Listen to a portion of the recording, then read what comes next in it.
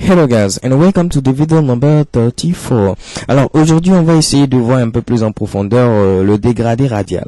Alors pour cela je vais essayer d'agrandir simplement la hauteur du paragraphe, donc height, et je donne pourquoi pas une hauteur de 200 pixels. Ok, actualisons chez Keban. Donc lorsque j'agrandis ici le paragraphe, vous voyez bel et bien ici l'effet circulaire. Ok, donc c'est ce que j'ai matérialisé ici avec Cycle. On pouvait donner l'effet d'une ellipse avec ellipse ici. Donc si j'actualise, c'est l'effet d'une ellipse. Donc ici j'essaie de faire très simple pour ne pas compliquer les choses, simplement parce que je veux faire en sorte que vous puissiez voir que ce n'est pas du tout compliqué. Donc pour ceux qui sont intéressés, vous pouvez faire des recherches sur Google pour avoir ici des détails beaucoup plus avancés, je dirais, sur le développement du gradient linéaire ou du gradient radial. Ok, parfait.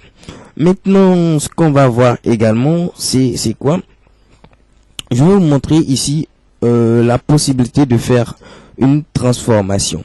Alors la transformation, on va utiliser une nouvelle propriété, c'est la propriété ici transform.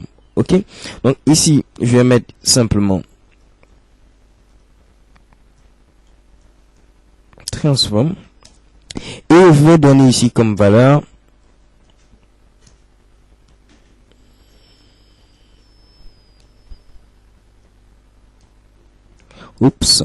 alors si j'actualise chez Keban, vous voyez ici 1.5. Je vais vous expliquer ce que cela signifie. La propriété transform permet d'ajouter un petit peu d'animation. Donc ici avec transform scale, j'essaie de modifier ici la grandeur. On parle ici, je modifie un peu l'échelle. Mais ici c'est un peu comme un zoom. Si je mets 0.5, donc je fais un petit dézoom puisque la valeur normale c'est 1, donc 1. Donc avec 1, j'ai mon paragraphe ici par défaut avec sa largeur, sa hauteur bien définie. Mais si je mets 0.5, c'est en quelque sorte, je diminue ici le zoom, donc je dézoome. Donc 0.5, il devient minimal. 0.3, il sera vraiment minimal. Ok. Alors imaginez si je mets maintenant 0, vous saurez quel sera le résultat. Actualisons chez Keban, plus rien.